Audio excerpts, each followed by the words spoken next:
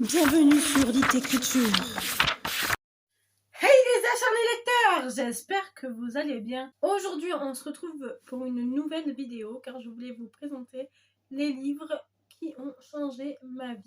Pour commencer, je voulais vous présenter le livre de Hélène N. Aron sur l'hypersensibilité, mieux se comprendre pour mieux s'accepter. Parce qu'il faut savoir que moi je suis vraiment une hypersensible de base, mais une grande hypersensible.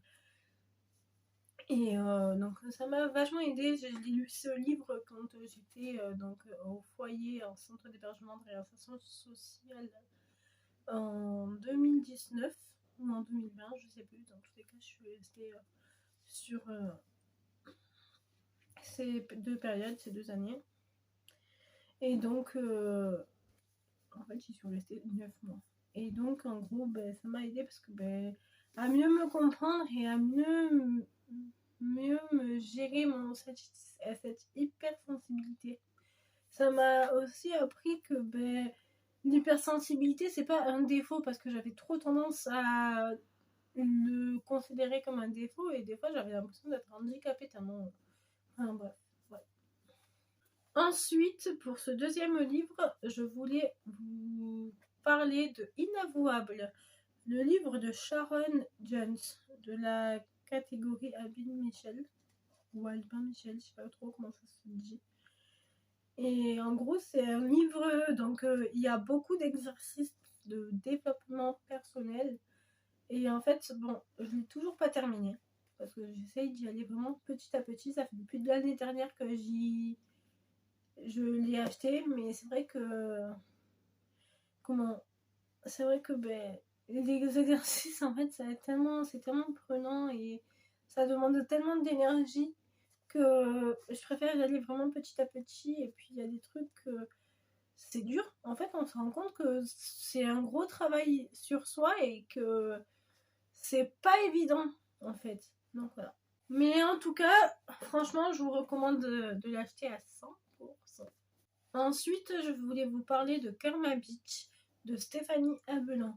Dans son livre, elle parle vraiment de tout, en fait, de tout ce que j'ai pu lire déjà dans The Secret de Rhonda Byrne, telles que la visualisation, la loi de l'attraction, etc.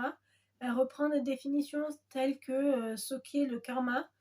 Elle parle également de certains exercices à faire, tels que le cahier poubelle qui est juste ici présent. Bon, j'avoue que moi personnellement je l'ai un peu laissé à l'abandon, mais en gros le cahier poubelle, c'est vous prenez un cahier de brouillon comme j'ai pu le faire et vous mettez donc d'un côté la liste des choses à faire pour le lendemain. Et de notre côté, donc quand vous prenez votre cahier à l'envers, vous mettez tout ce qui est tout ce qui a été désagréable, etc. Et pour terminer, je voulais vous parler de Merci Connard, qui est toujours de la même autrice que Karma Beach, Stéphanie Abelan.